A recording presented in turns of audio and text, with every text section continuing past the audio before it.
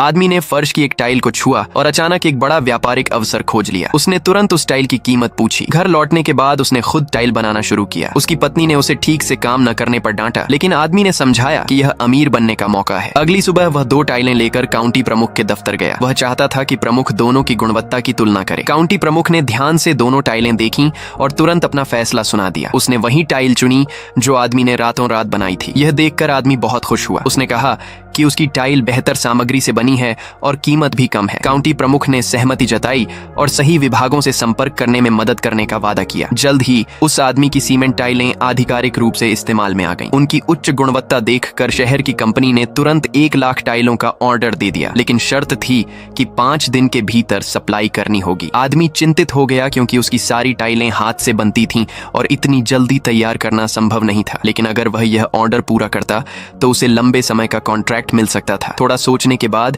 उसने दांत भींचकर हाँ कर दी। घर लौटकर उसने अपने सारे रिश्तेदारों को बुलाया और सबने रात भर मिलकर टाइलें बनानी शुरू की। लेकिन इतने बड़े ऑर्डर के लिए उनकी रफ्तार बहुत धीमी थी। जब शहर की कंपनी का ऑर्डर अधूरा ही था, तभी बाहर की एक कंपनी ने भी उससे काम करने की इच्छा जताई। रिश्तेदारों को थका हारा देखकर आदमी घबरा गया। उसे समझ आया कि इस तरह काम पूरा नहीं हो सकता, इसलिए उसने प्रोफेशनल मशीनें खरीदकर उत्पादन शुरू करने का फैसला किया। लेकिन काउंटी प्रमुख का मानना था कि उसे ऑर्डर उसकी हाथ से बनी टाइलों की गुणवत्ता की वजह से मिला है। आदमी ने तुरंत वादा किया कि अगर मशीनों को वह खुद मॉडिफाई कर ले तो उनसे बनी टाइलें पहले से भी बेहतर होंगी। मगर हर मशीन की कीमत 2 लाख थी और उसके पास इतने पैसे नहीं थे। यह सुनकर काउंटी प्रमुख ने सरकारी मदद दिलाई। जब मशीनें तैयार हुईं तो एक और समस्या खड़ी हो गई। आसपास के गांवों में पर्याप्त बजरी ग्रेवल नहीं बची थी। काउंटी प्रमुख ने बैठक बुलाई। पता चला कि जल विभाग ने अभी अभी एक नदी की सफाई की थी और उनके पास बहुत सारी बजरी पड़ी थी जिसका कोई उपयोग नहीं था। वह बजरी टाइल फैक्ट्री भेज दी गई। इस तरह कच्चे माल की समस्या भी हल हो गई। फैक्ट्री में बजरी से भरा ट्रक आता देख आदमी बहुत खुश हुआ। काउंटी प्रमुख की मदद से उसका टाइल व्यवसाय दिन ब दिन बढ़ता गया। 1 साल बाद उसने एक कंपनी शुरू की और यहाँ तक कि सरकारी नेताओं से पुरस्कार भी प्राप्त किया। लेकिन जब काउंटी नेता उसकी फैक्ट्री का दौरा खत्म कर रहे थे तो आदमी ने काउंटी प्रमुख को एक रहस्यमय डिब्बा दिया। जैसे ही प्रमुख ने उसे खोला, उसका चेहरा तुरंत बदल गया। उसने धीरे धीरे मोटी गड्डी नकदी की निकाली। ये देखकर बाकी सभी नेता तुरंत गंभीर हो गए।